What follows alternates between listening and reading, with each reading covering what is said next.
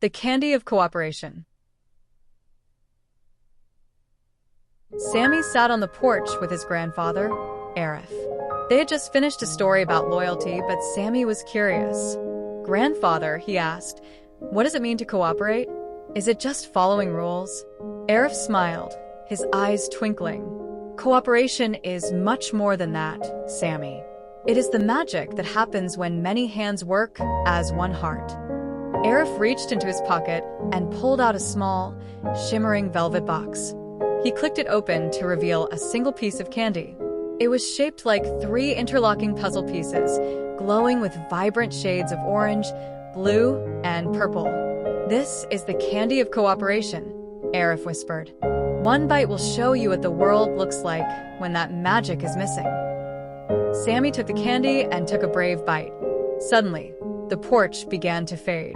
The air filled with swirling colors, the same blue and orange tones from the candy. The world spun faster and faster until Sami found himself standing in the middle of a very strange place. This was the city of separate pieces. The city was full of beautiful glass buildings and sleek metal towers, just like the designs in a fancy book. Everyone Sami saw looked very talented. There were painters with bright palettes and engineers with rolls of blueprints. But as Sami looked closer, he realized something was wrong. Everyone was working completely alone, and no one was talking.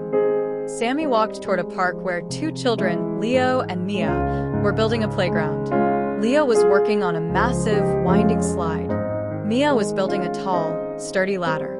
They were both very good builders, but they were working on opposite sides of the park. "Why don't you put them together?" Sami asked. Leo shook his head.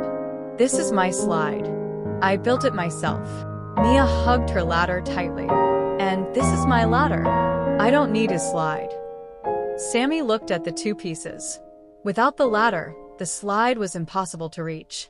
Without the slide, the ladder led to nothing but the sky. The children looked frustrated and bored. Sami wandered down to the river. The water was dark and murky with pollution.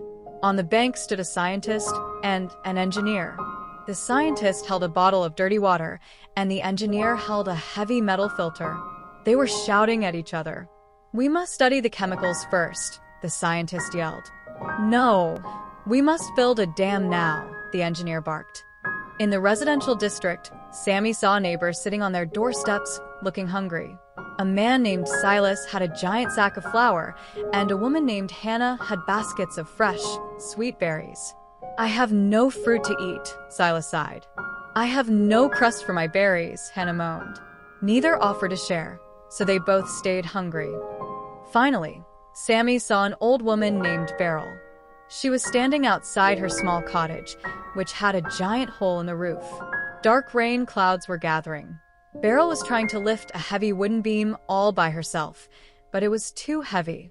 She stumbled, and the beam crashed to the ground. Sami knew he had to help.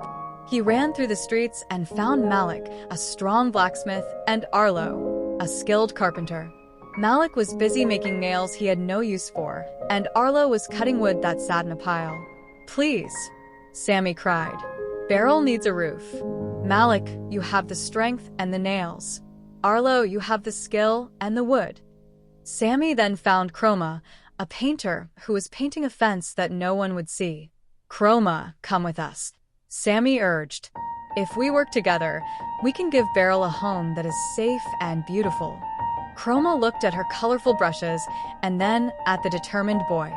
She nodded and followed the group to the cottage. At the cottage, the work began. Malik used his great strength to lift the heavy beams into place. Arlo followed behind him, expertly fitting the wood together and hammering Malik's nails with perfect precision.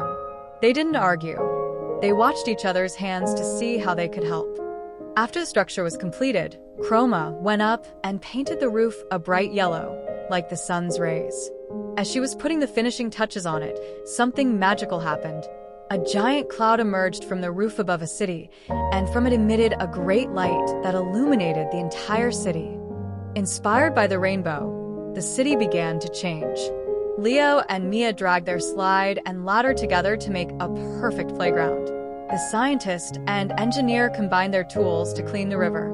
Silas and Hannah met in the middle of the street, mixing flour and fruit to bake the most delicious pies the city had ever smelled. With a final flash of light, Sami was back on the porch with Arif. "I understand now," Sami said, hugging his grandfather. "Cooperation is like the puzzle candy. We are all different shapes and colors, but when we fit together, we make a beautiful picture." Arif nodded. "Exactly, Sami. Cooperation builds more than just roofs. It builds a life full of goodness."